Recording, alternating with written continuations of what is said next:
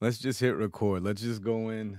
I'm a This is the first episode of Radiowreck LLC, True School Hip Hop since 2009. And that doesn't mean that it started in the LLC started in 2009. But that's what we're going to get into, man. We are going to get into Hold on a second. I'm a one-man show here. So right now you're in my podcast. I made this a podcast studio right now. So I could do this quickly. Let me see something real quick. Let me see something real quick. I'm just gonna go live on Instagram just for a little bit to see if I can, hold on a second. All right, so it's going live. I guess I don't have to write what's the name? No title or whatever. We just gonna let it ride there. I'm gonna focus on this right here, what's right in front of me. And I think that's why I made this podcast, this Radiowreck LLC, True School Hip Hop since 2009. And I'm using YouTube's what is it? Their podcasting situation to start a new podcast, right? I've been podcasting on and off, but right here I have a whole agenda, and just so you know, so we're on the same page, we're gonna talk about it. We're gonna talk about, I'm gonna tell you the real truth about being an independent recording artist and record label owner. And this is like the stories that I wish I had, when I got started, to understand. I already knew, how people say it's 10 years to be an overnight success.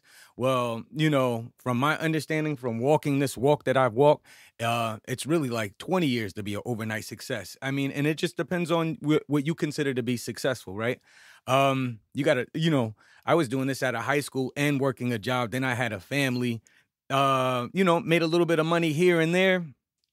Lost a job, got a job, a lot of things happen. And, I got into business with my brother for a little bit.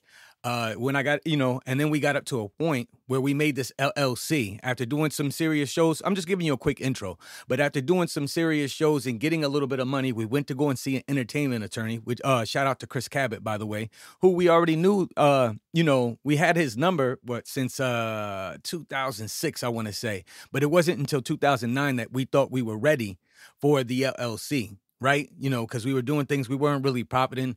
A lot of money was being spent trying to build up a name. And then we finally got somewhere.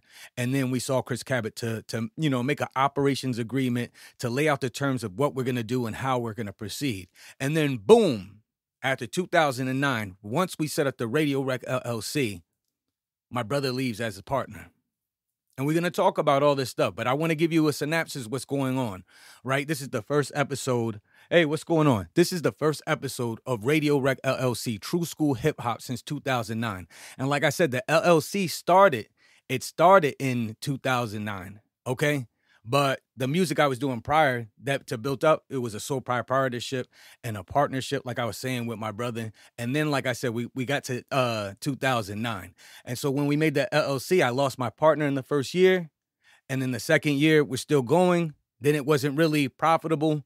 From the LLC, I'm going to say like the first 7 years wasn't profitable. It wasn't until these last 7 years. So these are all the things, like I said, these are all the stories. I'm going to tell you the real truth about being an independent recording artist and a record label owner.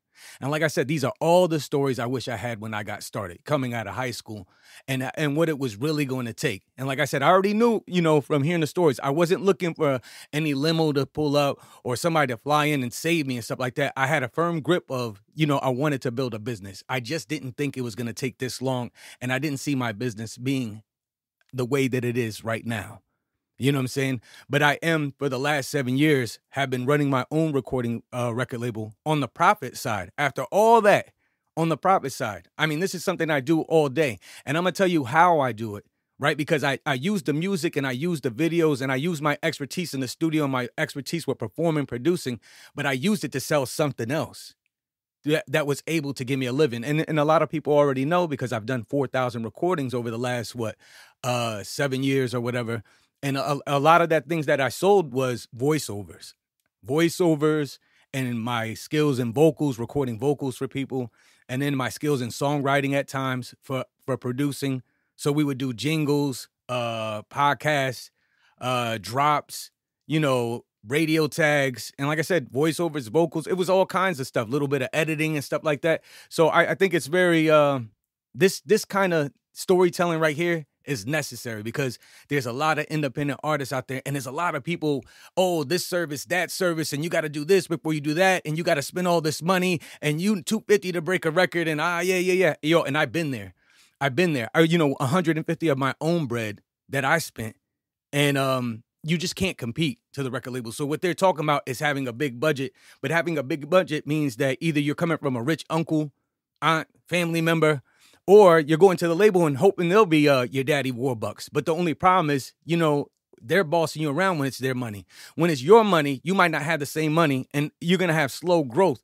But it gives you a chance to build your business brick by brick by brick. And if you're patient, you know, so record label, I bet you didn't know this, right? You know how like a copyright, when you copyright a song, it lasts your lifetime plus 75 years, right?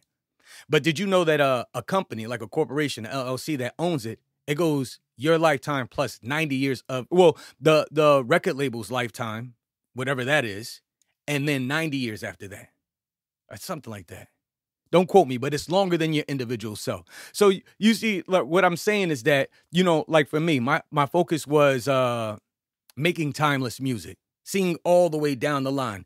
And, you know, record labels have a tendency to do that too, right? You know, like as artists, we want everything now. So we're willing to take the short bread and then somebody be our boss.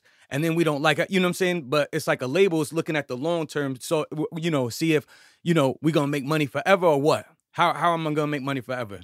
And so, you know, for me as an independent artist, I already kind of had that mentality. I wasn't looking for nothing quick.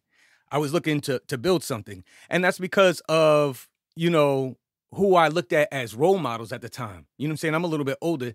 So, you know, at the role models I saw doing things in the music business and really making a move on an independent scale and then making it bigger was people like Jay-Z, people like Puffy, people like Master P.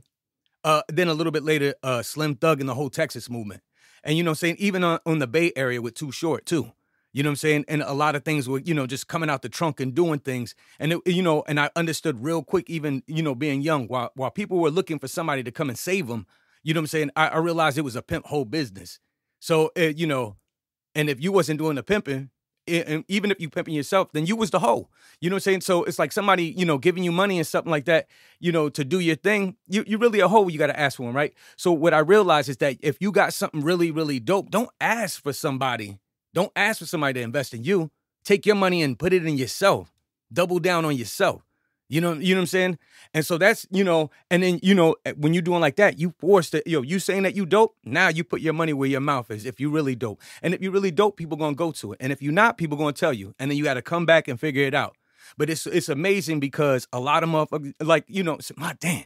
But you know what? A lot of people will swear to you they're the dopest thing on earth. They the next up, but they don't want to spend no money on themselves. But if you really that dope, you know what I'm saying? Like, oh, you know, you should invest in me. You know, we'll blow up. We'll get rich. We'll do X, Y, and Z. But the thing is that if you really that dope, why won't you put money in you? Why won't you put money in you? You know what I'm saying? So, you know, this is like I said, this is the first episode. And you know, and so I'm going to go right to rule number one. Since, you know, I'm talking about who my influences are, you know, and that was around the time of 96, right? 1996. That's around the time of Jay-Z and Puffy and Master P and stuff like that, right?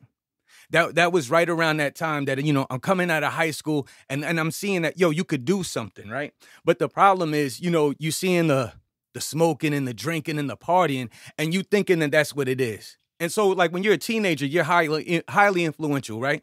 So whatever you see the party, you see all these things, you thinking that that's what it is. Now, this is a problem. It's cool, but it's a problem, too. Because you're right, you're supposed to be dope. You're supposed to do business. You tell me what business you go to that you could just be drunk. You go and you don't really do your job, right? So this is my rule number one. My rule number one is never, ever get drunk before or during your recording session. Right? So you say that you're going to be a recording artist, right? Independent or a major label, right? And you want to compete against everybody that's out there. You say that you're going to be an independent record label, right? Independent, competing against everything that's out there, right? You're going to make money. This is not for fun. You're going to make bread, right? We talking about the 25 rules to building a successful music career as an independent artist or label, whatever you want to say. So my rule number one is something I learned in 96. Never, ever, ever, ever get drunk before or during your recording session. Now, you might say, why 1996? I'm going to tell you why. See, in 96, I was 1 year out of high school. I went to high school in Virginia, right? Shout out to all my people in Prince George, Virginia. Immediately after that, I came up to Jersey. I have cousins in Jersey and stuff like that. And I got cousins in Connecticut. And I got family, in the tri-state, basically. You know what I'm saying? But so I'm going back and forth between Jersey and Connecticut and different things. And I'm trying to do music. That's what I'm trying to do. I already know what I want to do. I was doing it in middle school. I was doing it in high school. I already know what I want to do. So the first thing, I'm asking around, the first thing I got to do is find a studio. Well, lucky for me in Jersey, I got an older cousin, Stylish. Shout out to DJ Stylish. And he's holding things down as a DJ during that time, playing for everybody. He has a 4-track recorder. He's, and he has a spot in the basement where he's making beats. And that was like the studio for us, that kind of situation. But Stylish went a step further. And there was a studio in, I can't think of the name. Eatontown. I can't think of the name of the engineer that was working there. And I can't think of the name of the studio. This was 96, by the way, right? But anyway, Stylish said, hey, on his 4-track player that he had, he made a beat. And he said, yo, Sticks, that's what people call me, right? I want you to rap over this thing. And he booked studio time. And I was so, again, you thinking, you watching your influence and you're like, oh, it's the party thing, the party. Everything's a party, right? So when he told me that, hey, come to the studio, I was so excited. I didn't know what to expect. So, that summer, we were chilling all summer, doing like little live sets and doing all kind of different things, right? So, everything was kind of like a party. I was chilling with my cousins and stuff like that. It is what it is. But the ill part, so I don't know what was in my mind. I'm supposed to come up, right? Now, this is rule number one, right? Never, ever get drunk before or during your recording session. And this is how I learned real quick. Because I was so excited, I came to the studio with not one, but 2 40s, right? With 2 40s. Now, at this time, I'm all about 145 pounds, right? I'm out there smoking and drinking and having a good time. There's nothing wrong with it. Nothing wrong with having a good time, right? But when you on the job, right? You spending money, you trying to do something to make money, right? So I have the nerve to go up there with 2 40s, right? And I think the session was like 2 hours. Now, if you're on your job, you should know your lyrics. You should have practiced your lyrics. So when you get up on that microphone, you know exactly what to do. You're on your 1-2. Even if you don't know how to exactly record, if it's your first time recording, at least if you know your song, the engineer and the producer will help you. And unless the engineer and producer, same thing. Either way, they're going to help you to get through the song, the recording session, and you're going to learn from there. But you can really do yourself justice by not getting drunk before and after. And I'm telling you through experience. I came with 2 40s. Now, my cousin and them at the beginning of the session, I think it was like a 2-hour session. My cousin at the beginning of the session, he's getting the beats together, right? He's getting the beat together with the engineer and all that good stuff. But the issue became in that first hour while he was getting the beat together, I already had drunk the first 40. So I'm already buzzed, okay? And if like I know, alcohol is a liquid, but it do dry you out, right? So I'm already groovy, right? But I know no problem. I know my lyrics, so we're going to be good. Or at least that's what I said. So then he says, hey, yo, Sticks, you ready? You going to go in the booth? Yeah, I'm ready. Let me take another drink. You right? So I'm about, a quarter of the way in my second 40, and I'm ready to record. Engineers loading up the beat. Here we go. Boom, boom, boom, boom.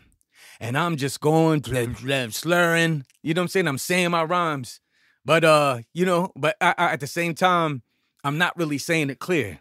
I'm not really having no, it's just a drunken style. Now, if it's the drunken style that you were going after, then, hey, that's a good thing.